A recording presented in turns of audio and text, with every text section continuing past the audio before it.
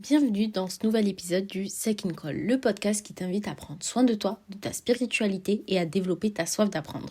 Je suis Selma, la fondatrice de la librairie Sakin. Aujourd'hui, on se retrouve pour parler de l'opinion qu'on se fait d'Allah, Husnul Dhun. Il y a un hadith Qudsi, donc un hadith Qudsi, c'est des paroles d'Allah transmises par le prophète Mohammed sallallahu alayhi wa sallam. Donc ce hadith nous dit « Je suis selon l'opinion que mon serviteur se fait de moi. Et je suis avec lui lorsqu'il m'invoque. S'il m'invoque en lui-même, je l'invoque en moi. S'il m'invoque dans une assemblée, je le mentionne dans une assemblée meilleure que la sienne. Et s'il se rapproche de moi d'un empan, je me rapproche de lui d'une coudée. S'il se rapproche de moi d'une coudée, je me rapproche de lui d'une brasse. Et s'il vient vers moi en marchant, je viens vers lui en courant. » Ce hadith Qudsi qui est vraiment magnifique, il nous rappelle que notre vie entière dépend de l'opinion qu'on se fait d'Allah. Si on doute d'Allah, on aura des doutes sur le résultat. Plus on apprend qui est Allah, plus notre opinion va devenir réelle. C'est comme ça qu'on réussit et que notre vie, que nos vies même, ici-bas et dans l'au-delà, elles seront embellies, Inch'Allah. Donc la chose à laquelle on doit arriver, c'est avoir une bonne opinion de Dieu pour nous préserver de l'enfer. Le fait d'avoir une mauvaise opinion d'Allah, ça nous empêche d'être exaucés. Le prophète sallallahu alayhi wa sallam, il nous a dit « Chacun de vous est exaucé tant qu'il ne se hâte pas en disant « J'ai invoqué, mais je n'ai pas été exaucé ». Et avoir une bonne opinion d'Allah, ça va nous aider à traverser les difficultés qu'on peut rencontrer au quotidien. Parce que tout le monde, en tant qu'être humain, rencontre des difficultés, que ce soit dans ses études, au travail, à la maison, des soucis familiaux, des soucis conjugaux, etc. Des fois, on va trouver des personnes qui prient, qui jeûnent, mais quand cette personne elle est éprouvée dans la vie, elle va douter, elle n'arrive pas à réagir. Et d'autres, au contraire, ne sont pas forcément réguliers dans leur acte d'adoration, ne sont pas forcément investis, ils vont seulement, par exemple, se faire la prière et c'est tout, mais ils vont être meilleurs dans d'autres domaines, c'est-à-dire dans leur confiance en Allah, dans leur opinion qu'ils ont d'Allah. Et ce qu'on a semé spirituellement, c'est utile pendant les épreuves, pendant le choc. À partir du moment où on a une bonne opinion d'Allah, on peut gravir toutes les montagnes. Celui qui doute, forcément, il ne sera pas comme celui qui a la certitude de la force divine. Se rapprocher d'Allah et gagner en spiritualité, c'est le plus important dans cette vie. On sait que plus on se rapproche d'Allah, plus on sera heureux. Un hadith magnifique qui nous dit « Quiconque a pour préoccupation principale la vie d'ici-bas, Allah fera s'écrouler son affaire, et il placera la pauvreté devant ses yeux. Et seul ce qui a été écrit pour lui de cette vie l'atteindra. Et quiconque a la vie future comme principale préoccupation, Allah lui maintiendra son affaire, et il répandra la richesse dans son cœur, et la vie ici-bas sera forcée de venir humiliée vers lui. » Et dans le Coran, sourate 42, verset 20, on nous dit « Quiconque désire labourer le champ de la vie future, nous augmenterons pour lui son labour. Quiconque désire labourer le champ de la présence vie, nous lui en accorderons de ses jouissances, mais il n'aura pas de part dans l'au-delà. » Souvent, on se dit « Ah non, mais j'ai pas le temps pour faire des actes d'adoration, j'ai mes études, j'ai le bac, j'ai des partiels, j'ai le travail, les enfants, etc. » C'est totalement légitime, hein. Mais ce qu'on oublie, c'est qu'en travaillant pour l'au-delà, tu auras la baraka même ici-bas. Alors que si tu travailles que pour ici-bas, tu n'auras pas la baraka pour l'au-delà. C'est en te rapprochant d'Allah que tu t'ouvres toutes les portes pour le dunya et pour l'akhira. Allah, il nous aime plus que notre propre mère. C'est lui qu'il faut aller si tu as besoin de quoi que ce soit. Imaginez, nous, si on invoque Allah dans une assemblée humaine, même si ce n'était pas notre intention de base et on se met à parler d'Allah avec nos amis, Allah, il va citer notre nom dans une assemblée d'anges. C'est une promesse divine. Imaginez, sa rahma envers nous, elle est infinie, on ne peut même pas l'imaginer.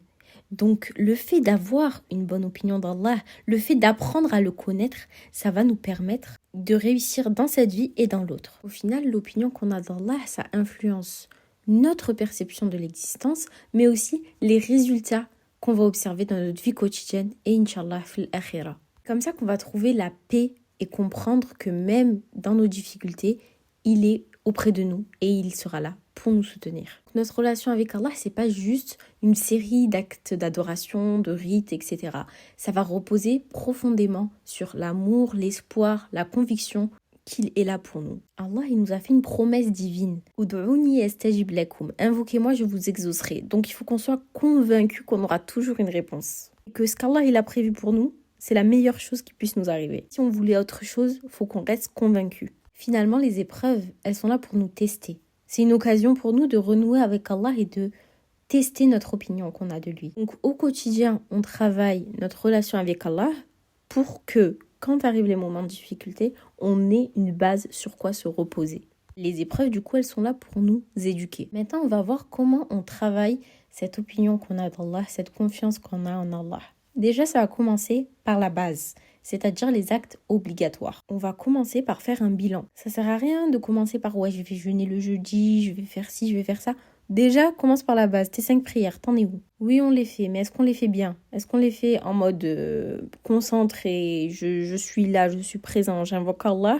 Ou je les fais en mode robot, en pensant à ce que j'ai laissé sur le feu, en pensant à mince, il faut que j'aille chercher ci, j'ai oublié d'écrire ça dans ma to-do list. Évidemment, je précise, dans mes podcasts, il n'y a aucun jugement. Je suis la principale concernée par ce que je suis en train de dire. Mais en tout cas, comme nous l'a indiqué le hadith Qudsi qu'on a lu tout à l'heure, on doit d'abord faire un pas vers Allah et ensuite il fera un pas vers nous. Donc on va commencer par essayer d'être le plus concentré possible pendant nos 5 prières. Trouver un lieu qui nous permette de nous concentrer. Je sais que c'est de plus en plus difficile la concentration, surtout avec les écrans, les réseaux sociaux, etc. Encore une fois, je suis la principale concernée. Mais notre spiritualité, elle nous pousse à la lutte quotidienne, au djihad an-nafs. Donc, on essaye, on fait des efforts pour Allah. Dites-vous, à l'époque du prophète sallallahu alayhi wa sallam, il y a un compagnon, on devait lui couper la jambe. Il était blessé, on devait lui couper la jambe. Il a demandé à ce qu'on le fasse pendant la prière, tellement il était concentré et en connexion avec Allah. Donc, pour qu'il ressente le moins possible la douleur, il fallait que ce soit fait pendant la prière. Je sais qu'on est très loin, malheureusement, de ce compagnon. Mais le but, c'est qu'on essaye petit à petit de s'améliorer et de mieux se concentrer pendant notre prière et pendant nos actes obligatoires. En fait, il faut arrêter de les faire machinalement. Et une fois qu'on va être concentré pendant ces prières obligatoires, on en voudra plus, tellement le moment il est plaisant. On va se rappeler à chaque prière que cette vie, elle est éphémère. Au moment où on fait les ablutions, al-wudu, c'est une préparation. Allah, il nous impose ça pour se purifier, bien sûr, mais aussi pour se mettre en condition. Donc d'abord, on fait l'obligatoire et ensuite le surérogatoire. Et c'est ce qu'on nous dit dans un autre hadith qudsi. Allah, le Très-Haut, il nous dit « Je déclarerai la guerre à quiconque se montre hostile à l'un de mes alliés. Parmi tous les moyens employés par mon serviteur pour se rapprocher de moi, rien ne m'est plus agréable que la pratique de ce que je lui ai imposé, donc l'obligatoire. Mon serviteur ne cesse de se rapprocher de moi par les actes surérogatoires jusqu'à ce que je l'aime. Une fois que je l'ai aimé, je deviens son ouïe avec laquelle il entend, sa vue avec laquelle il voit, sa main avec laquelle il combat et son pied avec lequel il marche. S'il me demande alors quelque chose, je la lui donne. Et s'il me demande ma protection, je la lui accorde. Qu'Allah nous permette d'atteindre cet objectif. Et pour cela, du coup, il va falloir qu'on se concentre sur l'obligatoire. Ensuite, il faut se rappeler que nos épreuves, elles nous rapprochent d'Allah. Je sais, je me répète, mais c'est très important. Allah, il nous promet une issue favorable, quelle que soit notre épreuve. Il y a un hadith où on nous dit « Le croyant a une destinée étonnante. Tout ce qui lui advient est bénéfique, et cela n'est réservé qu'à lui seul. En effet, s'il est l'objet d'un événement heureux, il remercie Allah, et c'est là pour lui une bonne chose. S'il est victime d'un malheur, il l'endure avec patience, et c'est là encore pour lui une bonne chose. » Donc dans les deux cas, on est gagnant parce qu'Allah il s'occupe de nos affaires, et il nous accorde ce qu'il y a de mieux. Dans le Coran, Sourate Baqara, on nous dit « Très certainement, nous vous éprouverons par un peu de peur, de faim, de diminution de biens, de personnes et de fruits. Et fais la bonne annonce aux endurants. » Donc l'épreuve, c'est quelque chose de positif parce qu'elle est enrichissante. Bien sûr, on a le droit d'être mal, on a le droit d'être triste. Il faut prendre le temps de vivre nos émotions pour que la situation ne s'empire pas. Il ne faut pas être dans le déni de ses émotions. Mais il faut se rappeler qu'elle est bénéfique parce qu'Allah, il nous a sûrement préservés d'un grand mal. Et l'épreuve, ça te fait tellement grandir. C'est là où tu te rapproches d'Allah. T'es tellement au fond du trou que t'as pas le choix, en fait. Allah, il va t'enlever quelque chose pour que tu te rappelles que ce qu'il y a de plus important, c'est lui. Si tu veux réussir, c'est Allah que tu dois chercher. Et parfois, on se rend pas compte, mais on fait passer des humains, notre travail, des choses de ce bas monde avant Allah. c'est parfois la raison pour laquelle il nous la retire. C'est ce dont je parlais dans l'épisode sur le détachement de ce bas monde. Mais du coup, c'est pour ça qu'on a besoin, pour réussir à passer ces épreuves, les difficultés dans la vie, réussir dans la vie tout simplement, avoir de la baraka dans sa vie. Pour ça, faut avoir une bonne opinion d'Allah. Faut faire confiance à Allah. Faut délaisser les choses de ce bas monde pour lui en étant convaincu qu'il va nous donner mieux. Et ça aussi, on nous le promet dans un hadith. Le prophète sallallahu alayhi wa sallam nous dit « Celui qui laisse tomber une chose pour Allah, Allah le récompensera par meilleur. » Finalement, dans cette vie, il faut qu'on soit concentré que sur une chose, c'est se rapprocher d'Allah. Chercher Allah de partout. Et le mode d'emploi, bien sûr, c'est le Coran, la Sunna. Le fait de rechercher la science, en apprendre plus sur Allah, etc., ça va nous sortir des ténèbres vers la lumière. Parce que ça nous permet de découvrir Allah. Et les pieux prédécesseurs aussi, qui sont nos modèles, que ce soit les prophètes, les compagnons, des femmes savantes, les épouses des prophètes, etc. Parce qu'il n'y a pas que les hommes en modèle, il y a aussi des femmes. Faut se rappeler que cette vie, elle est éphémère. Cette vie, c'est une illusion qui nous fait croire des choses pour nous dominer. Avoir une bonne opinion d'Allah, c'est la base de notre réussite dans cette vie et dans l'au-delà. Soyons convaincus qu'Allah va nous exaucer. Forcément, en tant que libraire, je vais vous inviter à lire des livres sur le sujet. Je vous promets de lire des livres sur la spiritualité, sur les biographies des prophètes, des compagnons, des femmes savantes, etc. Ça va vous aider à vous rapprocher d'Allah et ça va vous aider à aller mieux dans votre vie. Il y a de nombreux livres qui vont vous donner des conseils pour augmenter votre foi, travailler votre spiritualité, votre relation à Allah, vous redonner espoir pendant les épreuves. Je pense notamment aux 2 tomes Les plans de Dieu de Myriam Lakhdar qui allie un peu développement personnel et spirituel. Je vous avoue, développement personnel tout seul, je suis pas très fan. J'aime beaucoup je préfère qu'il y ait cette touche de spiritualité, c'est très important quand même. Il y a aussi Fais revivre ton cœur de Nouman Ali Khan.